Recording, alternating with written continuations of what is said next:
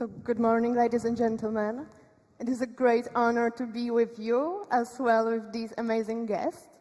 So please welcome Hana Gawlasová, partner at Deloitte Legal, and Jan Klouda, head of legal at Vodafone. Let's get into it. Honzo, my first question is for you, as a representative of in-house legal team. I wonder, what is your opinion? Should in-house legal teams seek a disruption?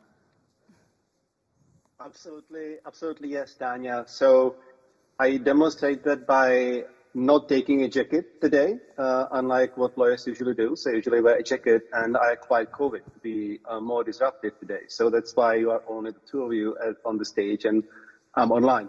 And on a more serious note, I think that disruption is basically what's expected from in-house lawyers, because if you want to move the business forward, then it cannot happen without disruption. Lawyers always a bit behind, lagging behind, so you need to look for creative ways. So definitely, it is what's expected from in-house counsels.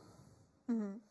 Hana, when we talk about disruption, we very often talk about some technical innovation, but what else could be a disruption in the law business?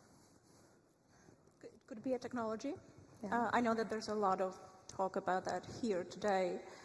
In my opinion, a legal disruption could be a new entrant coming into the market, undercutting rates by half and saying, I'll provide essentially exactly the same quality services as some of the other firms on the market, but I'll give you half the price.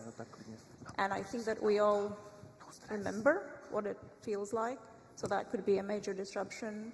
In my opinion, a much more frightening disruption is a vision by someone who is ahead of their time, who anticipates what the market wants and what the market needs ahead of their time, and it introduces a disruption that is capable of either destroying us all or improving the market in such a manner that it changes how we work.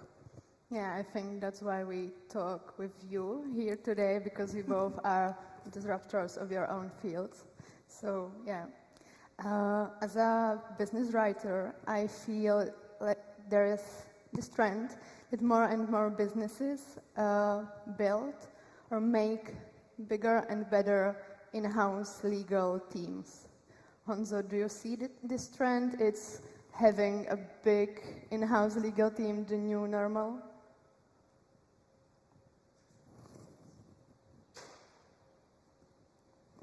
I'm sorry, it seems like there are some technical issues.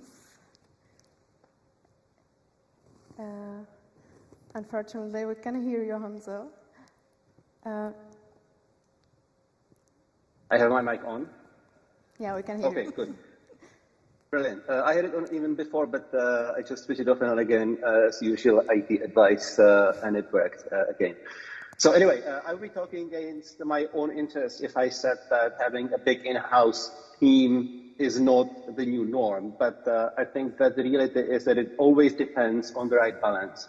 So I think that having an in-house team is an advantage if a company can afford it, because the in-house people know the business from left to right, inside out. They know the people, they can build a lot of trust with various stakeholders in the company. So I think that the knowledge and association and connection to the business, to its needs, to its vision, to its strategy is really helpful.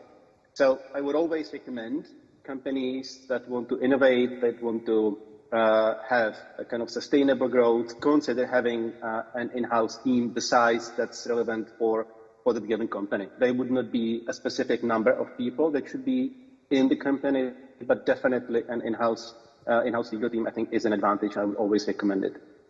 Mm-hmm. What about the opposite trend with technology automating more and more legal processes inside businesses? Could the innovative technology replace in-house legal function? Maybe Hana, it's a question for you. In many ways, and in a lot of ways it could. and in many ways, and in a lot of ways, it cannot. There will always be a demand for human mind, for humanware, if you will. There will always be a demand for in-house lawyers. There will always be a demand for external lawyers. Some functions cannot be replaced. Many will be replaced or are being replaced right now. But I don't think that we will live to see the day when AI will fully replace human lawyers, both in-house and external. Honzo, I feel you have the same opinion. You're not going anywhere. Yes, absolutely. I have the same opinion, and because it is a lot also about instincts and about how you feel that something will develop, what's the likelihood of certain risks, and if we even assume or kind of try to imagine that lawyers, internal or external, would be replaced with technology, then I would just ask the question whether there would be any disruption possible at all, because if you would have the lawyers always dependent on a technology, then the likelihood of really coming up with something disruptive and creative, really based on risk assessment, based on changing your risk appetite towards a certain vision, I think it would be much more difficult. So I think that what prevents uniformity and boredom in business also is the fact that we still employ human beings with their healthy minds in making business decisions, including lawyers, of course. Mm-hmm. I feel like there could be a big difference in your perspective when we talk about risk-taking while implementing some disruptions, some innovations. Honzo, you are accountable to your firm. Hana, you are accountable to your client as well. So do you feel like you have more responsibility and it's like more difficult to implement some disruption? My honest answer would be, you don't want to know. But an answer that is more palatable, I guess. We all, on daily basis, deal with risk-taking, deal with risk-based analysis when it comes to how we do our business. It's not just because we deal with changing legal regime. It's not just because we're dealing with changing expectations and changing instructions. It's also that we're dealing with changing world and changing technologies, and we have to be prepared to advise the client on something which we can reasonably expect is going to change in a couple of years' time. And we want to make sure that what we give them now, they will be able to use in a foreseeable future. So for me, it's an essential part of my daily life.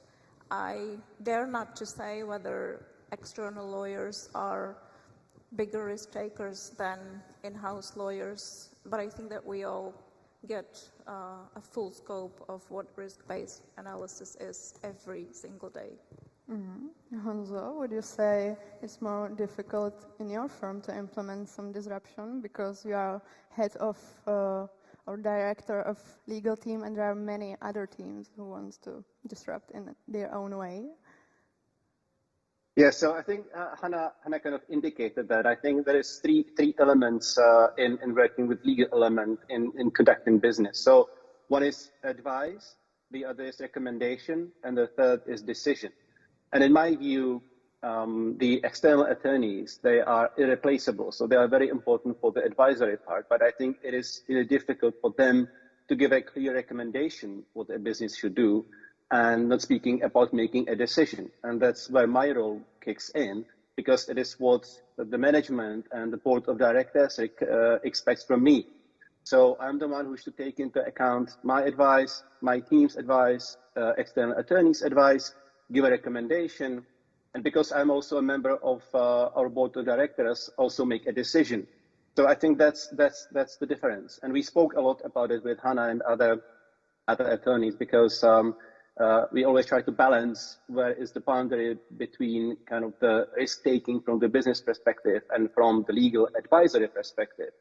And we usually come to the conclusion that it is about how you kind of define the field within which you give a certain legal advice. So for the external attorneys, it is always, this is my problem, please advise what are the possibilities, what option you have, look in a broader context, give me an independent view, but then I have to make the decision, and I'm accountable, I'm liable also by the law for the decisions that we make, taking into account my experience, my advice, and, for example, Hana's advice. So I think that's the difference. So each has its specifics in this different context that we act in. Mm-hmm. So, but you have to be kind of more cautious about implementing the wrong stuff, not to ruin your business. Okay. Yeah, well, exactly. So it's what's called duty of care. So basically, as a lawyer in a board of directors, I'm in a very disadvantageous situation, so to say. So for me, it's much more difficult to say, there were lawyers in the boardroom and they didn't raise their voice and they didn't speak against the decision that we are making. But I think that's exactly it. So it's about the activity that you need to carry on. And that's why the in-house role is a bit mixed. So it's not purely legal. It cannot be purely legal. It is a mixture of business, legal, strategic, and other stuff that then translates into the recommendation and decision that I make. I asked Hana if technology could replace in-house legal function. Now maybe the opposite question. With great minds working in in-house legal teams, could you replace, like, outsourcing some law firms, attorneys on the outside? Like, you wouldn't need them at all? No, I think that's not going to happen, and I hope it's not going to happen, because I need external lawyers. I need attorneys like Hana and others who are in the conference today, because I need an independent view. I need experience in specific fields to answer specific questions where the external attorneys would have more experience, more expertise, because that might be very specific questions that they deal with more often than we do. So definitely I need them. I need them for my conscience. I need them also to improve my own safety and my management team's safety. And sometimes I would need to double check my own view, because I will always be a bit biased because I'm inside the business. So I don't think that in-house counsels can replace external attorneys, and for me it works vice versa. But it is about the right balance. Each of that has pros and cons, and different companies might find the balance in a different combination of internal and external, as I said at the beginning. So I think these nicely complement each other, and I don't think internal counsels can replace external attorneys. Mm. We are talking about implementing some innovations in your businesses, and you both are disruptors of your own firms or businesses. So my last question is, how to know a good disruption even before we implement it in our businesses? In a dream scenario, a good disruption would be, it would have elegance, it would have grace, it would have symmetry, it would speak to me, it would tell me what to do. In reality, a good disruption would have a good vibe, so I would think that it might work, and I would also reasonably believe that it can make me some money. Okay. What about you, Hansa? Yeah, so in my view, I think that Hana used the word, so it's the word vibe. So I was thinking about it. For me, a good disruption, and the question is how you know it before. So for me, a good disruption is where I can say, wow, let's do it. That's fantastic. I love it. That's the first time I hear this. So that's the first time somebody came up with this idea, let's do it. Let's kick some ass. It's about, feeling that this is the thing to do. It's not always rational, but it is something that you say, wow, let's do it. That's a great idea. Let's test it, and we'll see what happens. That's for me what I would call a good disruption. Okay, so you have to try to know. You just never know beforehand.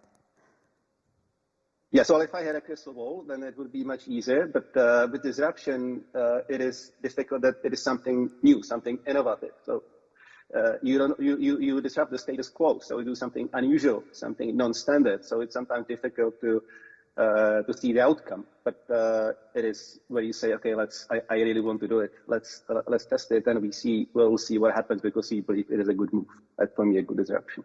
Mm-hmm. I think it was Thomas Edison who said that the power of good innovation lies in the power of using it. So I guess it's like that. Hana, Jan, thank you very much for being here with us today.